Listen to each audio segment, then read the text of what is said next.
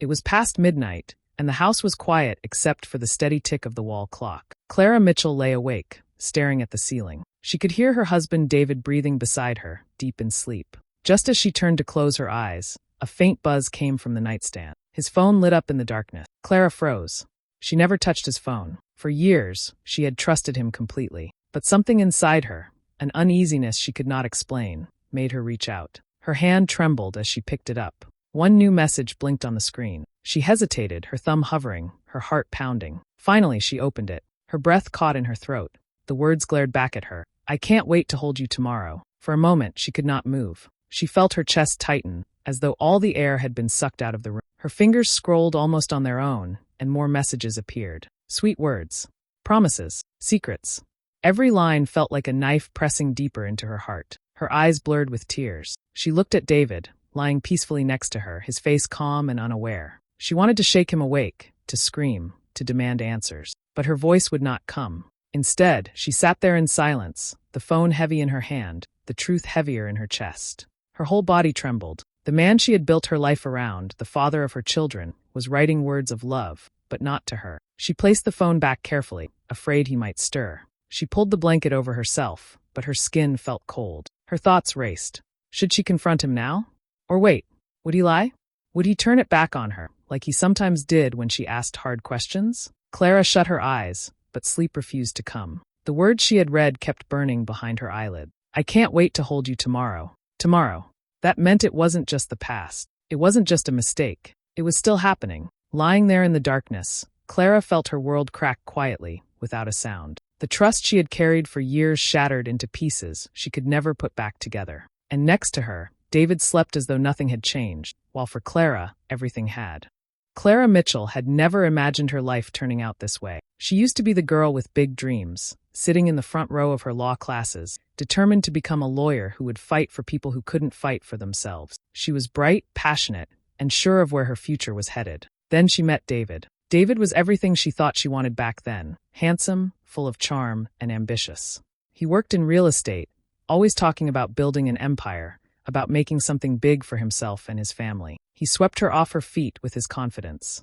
When they fell in love, Clara believed she had found her partner, someone who would walk beside her through every season of life. When she got pregnant with their first child, she told herself she could press pause on her own dreams for a while. David needed support in those early years of his business, and she wanted to be there for him. So she stepped back from law school, telling herself it was temporary. She became the steady hand at home, the one raising their children, the one cooking dinners, paying bills, keeping everything in order so David could chase his success without work. Years passed, and temporary became permanent. Clara never went back to law school. David's real estate career grew, and the man who used to come home with flowers and kiss her forehead began to come home tired, distracted, sometimes irritable. He told her he was working for their future, and she believed him. She wanted to believe him. But lately, things had changed in ways Clara couldn't ignore. David barely looked at her. At the dinner table, he was more interested in his phone than her stories about the kids. When she reached for his hand at night, he turned away, claiming he was exhausted. His touch grew colder, his words shorter.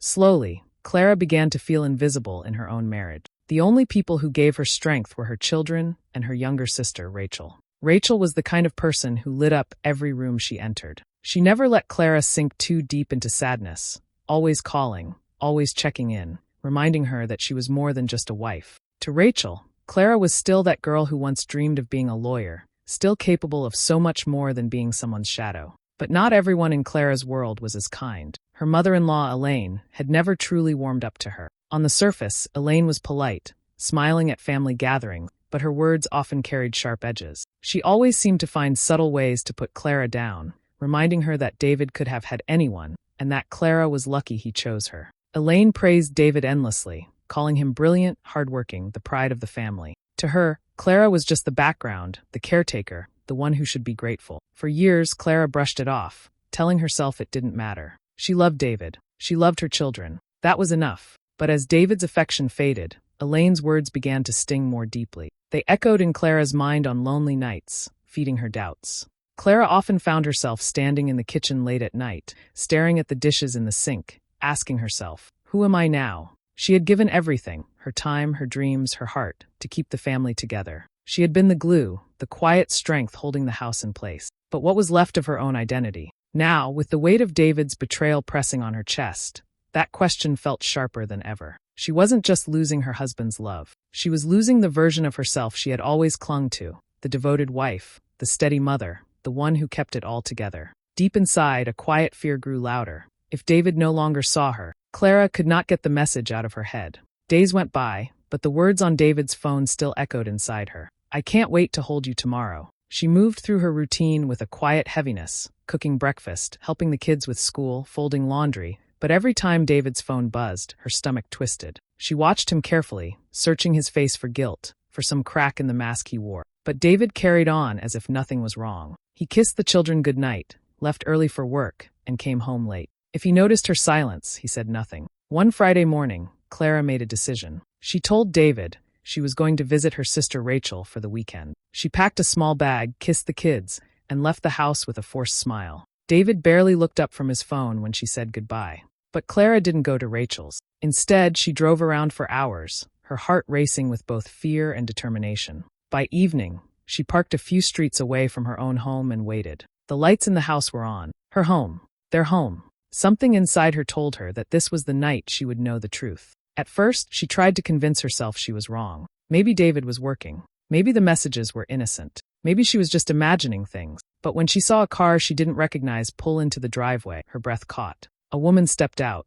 Young, beautiful, carefree in the way Clara used to be before years of sacrifice weighed her down. Her hands trembled as she unlocked the front door with her spare key. She pushed it open quietly, her heart pounding so loudly she thought it might give her away. The sound of laughter floated from the living room. David's laughter, warm and full in a way she hadn't heard in months. Clara stepped inside, and the sight before her stopped her breath. David sat close to the young woman on the couch, his arm draped casually around her shoulders. They looked so comfortable, so familiar, as though this wasn't the first time. "David." Clara's voice came out sharp, shaking with both rage and heartbreak. He froze, his arm slipping off the woman. The girl, Vanessa, Clara would later learn, stiffened, her face pale with shock. "What is this?" Clara demanded, her eyes burning with tears. "Who is she?" David stood, his jaw tight. "Clara, it's not what you think." "Not what I think," she snapped, pointing at Vanessa. "She's sitting on our couch, David. In our home. Tell me, how long has this been going on?" Vanessa looked down, embarrassed, but said nothing. Clara's chest rose and fell with fury. "Do you realize what you're doing to me? To our children? I gave up everything for this marriage, for you." For a moment, David was silent. Then, with a coldness Clara had never heard before, he said, "You don't understand me anymore, Clara." The words hit harder than any confession. She stared at him, stunned. "I don't understand you? After everything? After standing by you when you had nothing? After raising our children while you built your career? You say I don't understand you." David didn't answer. He looked away, his silence more cruel than any explanation. In that moment, something inside Clara broke, but not in the way it had before. She realized she couldn't stay quiet anymore. Silence had been her survival, but it had also been her prison. Now, standing in the ruins of her trust, she understood. She would not let him decide who she was or what her life would become. She turned, her hands shaking, and walked out of the house. Her tears blurred the night, but her steps felt steadier than they had in a long time. For the first time, Clara knew this wasn't just about saving her marriage. It was about saving herself. The days after that night felt like living inside a storm. Clara barely slept. She kept replaying David's words in her mind. "You don't understand me anymore." They cut deeper than the sight of him with Vanessa. Those words told her he had already chosen another life, one that no longer included her. Within a week, David packed a few bags and moved out. He told the children it was just for a little while, but his absence left the house hollow. The kids asked questions Clara didn't know how to answer. She put on a brave face, telling them Daddy was busy, that everything would be okay, even when she wasn't sure it would. At first, Clara thought the distance might give her space to breathe. But soon, the problems grew heavier. David began to control the money. The joint account they had always shared started to shrink. Payments Clara relied on for groceries, bills, and the children's needs came late, sometimes not at all. When she asked, David brushed her off. "I'll handle the finances, Clara. Don't stress about it." But it was she who faced the children when they needed shoes, she who worried when the power bill sat unpaid. And then came Elaine. Her mother-in-law never hid her loyalty to David, but now she became his loudest defender. She called Clara often, her voice sharp with judgment. "You're overreacting," Elaine said one evening when Clara tried to explain. "David is under a lot of pressure. Men make mistakes. A good wife forgives and moves on." You don't need to drag the children into this. Clara bit her tongue, tears burning in her eyes. Forgive and move on? As though betrayal was a spilled glass of water. As though her pain was just drama. Elaine's words made her feel smaller, like the years of sacrifice had been invisible. The only person who truly listened was Rachel. When Clara finally broke down and told her everything, Rachel pulled her into a hug and let her cry until the sobs stopped shaking her body. You've been holding this family together alone for too long, Rachel whispered. It's time you hold yourself together now. He doesn't get to break you, Clara.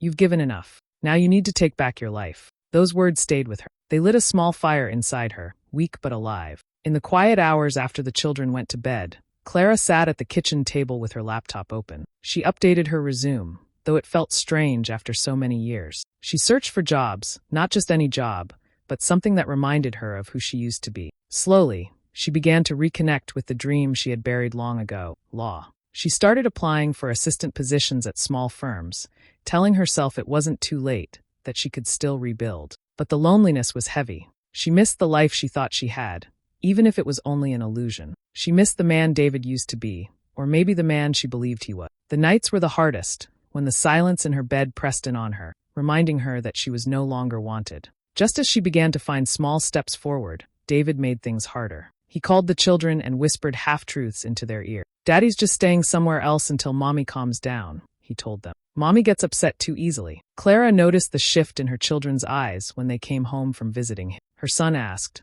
Mommy, why don't you want Daddy to be happy? Her daughter whispered, Daddy says you're mad at him all the time. Those words pierced deeper than anything Elaine had said. Her children, the ones she had poured her whole heart into, were being turned against her. She wanted to scream, to shake them and tell them the truth, but she couldn't put that weight on their small shoulders. Instead, she hugged them tight and swallowed her pain. The pressure mounted each day. Bills piled up. Elaine's sharp voice echoed in her head. The children's questions broke her heart. But beneath it all, Clara felt something changing. Each blow pushed her closer to the edge, but also closer to a choice. She could either remain broken, or she could rise. One evening, after a long day of job searching, Clara stood in front of the bathroom mirror. Her reflection startled her. Her eyes looked tired, her hair was unkempt, her shoulders slumped. For years, she had told herself her worth was in holding her family together. But what if her worth was more than that? What if she was allowed to dream again, to fight again, not just for survival but for herself? As she looked into her own weary eyes, she whispered aloud,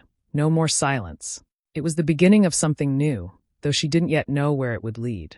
Clara thought she had seen the worst of David's betrayal, but nothing prepared her for what she found one evening while sorting through bank statements. She had been checking bills, trying to make sense of the shrinking balance, when the numbers on the page stopped her cold. Large sums of money had been transferred out of their joint account, regularly, quietly, enough to cover more than just expenses, enough to support someone else's life. Her hands shook as she followed the trail. Hotel charges, jewelry stores, a new car payment that wasn't hers.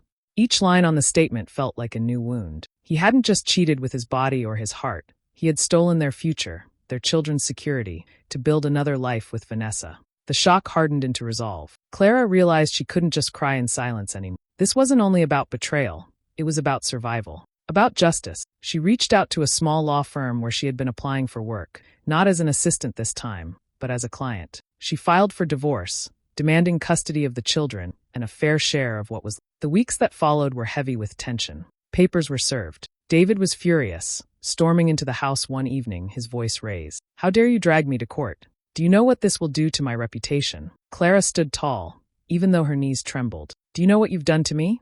To our children?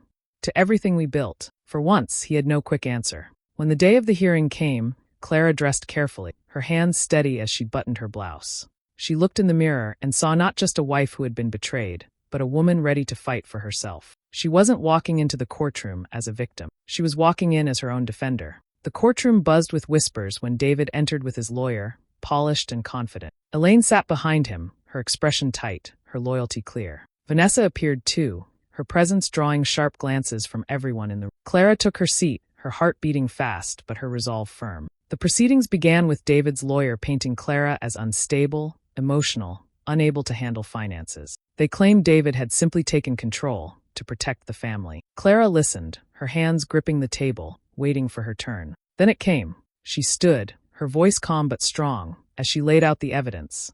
The bank statements, the transfers, the luxuries bought with money meant for their children. Every document was a blade cutting through David's carefully polished image. David shifted uncomfortably, but the real blow came when Vanessa was called to testify. At first, she looked nervous, her eyes darting between David and Clara. But under questioning, the truth slipped out.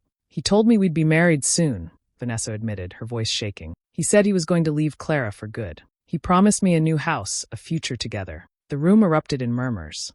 Clara's chest ached, but instead of breaking, she felt stronger. The truth was no longer just hers to carry. It was out in the open. Then came Elaine's turn. When pressed, she hesitated, but finally admitted what Clara had long suspected. "I knew," she whispered. "I knew about Vanessa. David told me. I didn't think it was my place to interfere." Clara closed her eyes for a moment, swallowing hard. Even his mother had chosen silence over honesty. When it was her chance to speak directly, Clara stood and faced David. Her voice trembled at first, but then it grew firm, fueled by every sleepless night, every sacrifice, every wound. "You betrayed me, David. Not just with her, but with lies, with money, with the trust one gave you every single day. I stood by you when you had nothing. I gave up my dreams so you could build yours. And this is what you did with it. You tore our family apart." David looked away, his jaw tight, his confidence cracking. Clara's voice rose, raw and fiery. "You said I don't understand you anymore. Maybe you're right. Because I don't understand how a man can destroy his own family for selfishness. I don't understand how you could look at our children and choose deceit. But I do understand one thing. I will never let you break me again." The courtroom was silent, every eye fixed on her. For the first time in years, Clara felt free. The chains of silence, of fear, of invisibility, they had fallen away. She sat down, her heart pounding, but her spirit unshaken. Whatever the judge decided, she knew this moment had already changed everything. She was no longer the woman who stayed quiet. She was the woman who stood up. The judgment came after weeks of waiting, and when the words were spoken, Clara felt her knees weaken with relief. Custody of the children was granted to her. The financial settlement gave her enough to keep the house and rebuild stability. David's face turned pale as the judge read the decision, but Clara didn't look at him. Her eyes stayed forward. For once, she was no longer living in his shadow. Walking out of the courthouse, Clara held her children's hands tightly. They didn't understand the weight of what had just happened, but she did. This wasn't just a legal victory. It was the first step in taking back her life. The days that followed were not easy. There were moments when loneliness crept in, when she missed the comfort of what used to be, even if it had been an illusion. But alongside the sadness was something new, freedom. She no longer woke up afraid of what she might find on David's phone. She no longer waited for love that never came. She had her children, her strength, and a future she could shape herself. Slowly, Clara began to build again. She accepted a position at the small law firm she had once approached for help. At first, the work felt overwhelming. She hadn't been in an office for years, and her confidence wavered. But her boss was patient, and little by little, she found her rhythm. She read case files late into the night, asked questions, took notes, and reminded herself that she still had the mind she once believed could change lives. Every morning, as she dressed for work, Clara saw her reflection in the mirror and noticed small changes. The tiredness in her eyes began to fade. Her shoulders straightened. The spark she thought was gone forever slowly returned. She wasn't just surviving anymore. She was rediscovering who she was. Rachel stood by her side through it all, cheering her on. "You see," she said one evening as they sat at Clara's kitchen table, sipping tea. "You thought you were broken, but look at you now. You're stronger than ever." Clara smiled, and for the first time in a long time, she believed it. The children adjusted too. They laughed more, played more, and slowly the confusion in their eyes faded. Clara created new routines with them. Family dinners, movie nights, mornings filled with laughter instead of silence. The house that once felt hollow now carried warmth again. Sometimes, late at night, Clara still felt the sting of betrayal. She thought of the years she had given, the sacrifices she had made. But instead of letting it break her, she let it remind her of how far she had come. Betrayal had been the fire that burned her world down, but from the ashes, she had found herself again. One afternoon, as she packed her briefcase for work, Clara paused. She looked around her home, at the children's drawings on the fridge, at the stack of case files on the counter, at the soft light filling the room. She realized she no longer wished for the life she once had. She didn't want to go back. That version of herself, the one who stayed silent, who lived only for others, was gone. Clara had chosen a different path now, a path built on her strength, her choices, her future. She was no longer the woman betrayed in the middle of the night. She was the woman who stood up, fought back, and reclaimed her life. And that was enough. The afternoon sun poured gently through the living room windows as Clara sat on the couch, watching her children play on the rug. Their laughter filled the house, light and unburdened, and for the first time in what felt like years, Clara let herself breathe fully. She thought about the road that had brought her here, the nights of tears, the courtroom battles, the crushing weight of betrayal. It had nearly broken her. There were moments when she wanted to give up, when the pain felt too heavy to carry. But she hadn't. Somehow, she had kept moving, one step at a time, until she reached this moment. Clara knew she could never erase what happened. She didn't want to pretend the suffering was beautiful or noble. It wasn't. It was raw, it was ugly, and it left scars she would carry forever. But she had survived it. And in surviving, she had found herself again. She looked at her children, their faces bright and innocent, and felt a swell of gratitude. They deserved a mother who was strong, not one lost in someone else's shadow. They deserved a home built on truth and love, not lies and silence. Her eyes softened as she whispered to herself, more a promise than a memory. I thought losing him would break me, but losing myself would have been the real tragedy. For the first time, those words didn't sting. They set her free. The children called for her to join their game, and Clara stood, her heart lighter than it had been in years. As their laughter carried through the room, she smiled. The past was behind her, the future was hers to shape, and she was finally strong enough to live it. Hey besties! Thanks so much for watching till the end. Clara's journey from betrayal to strength shows us that sometimes losing someone means finding yourself again. If you enjoyed this story, don't forget to like, share, drop a comment, and of course, subscribe for more amazing drama. Your support means everything. See you in the next one. Stay strong, stay true. Bye!